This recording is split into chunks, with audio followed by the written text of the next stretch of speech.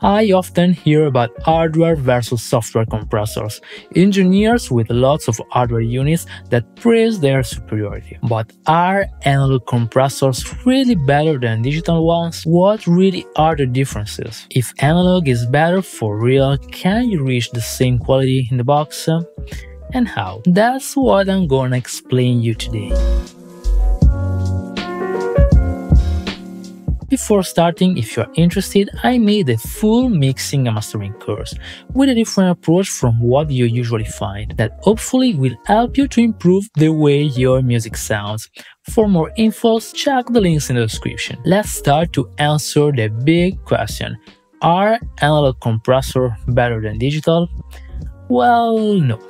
So are digital better? The answer is the same. No, they are just different with different pros and cons. When you listen to some audio engineer talking about their analog units compared with software, it's like 3D, fuller, more real, but this means nothing. It only sounds like magic, but what you find inside the circuits is everything but magic. And this is why it's really important to understand the real differences between what happens inside electronic circuits and the pure math used by plugins, and how to make them to sound real. Let's start to understand what happens inside real compressors. If we get two different compressors of the same kind, but hardware, they will never sound the same. Cause even if the circuits are the same, cause it's the same model, the components inside are real and unique units that will react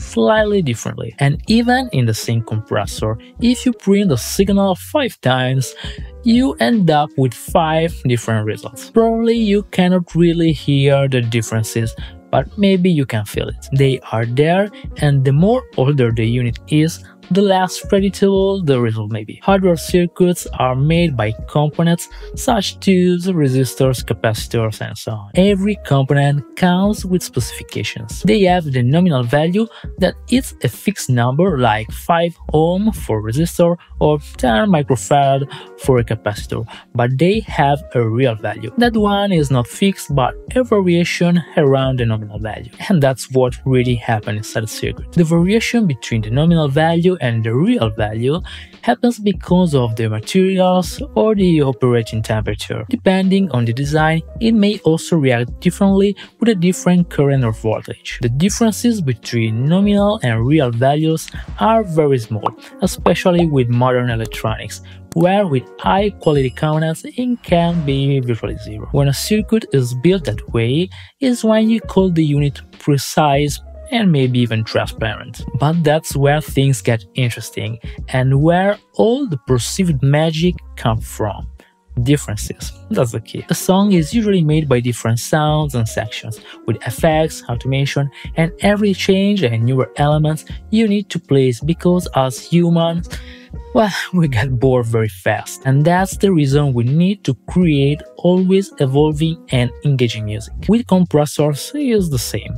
We have micro and micro dynamics, but also the different reaction within the same-ish dynamics makes a real hardware to sound alive. Then analog compressors may react in a different way accordingly to the signal amplitude or other characteristics. So the dynamics being detected by peaks and or RMS, but also the level you feed the compressor. Cause in example, if a sound at -1 dB may translate into 1 ampere as input for the capacitor, -15 dB may translate into 0.8 ampere.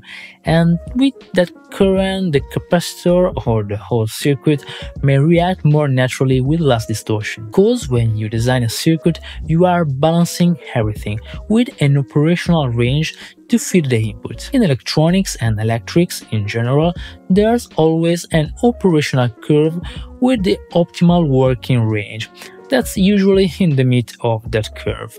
And how wide this range is depends on how well the circuit is designed. Of course, the way it reacts, it depends on the kind of compressor you are working with. An opto is very different from a FET. So using the same compressor, the same unit but with different levels will give you something different. Stereo compressors may also give you a different response between channels, not only for dynamics but also for saturation, and this is what 3D usually means. Harmonics without aliasing is the big thing in the analog domain, while with software you have to deal with them, especially aliasing and the proper trade-off between oversampling. And this is the only things where hardware will be always better.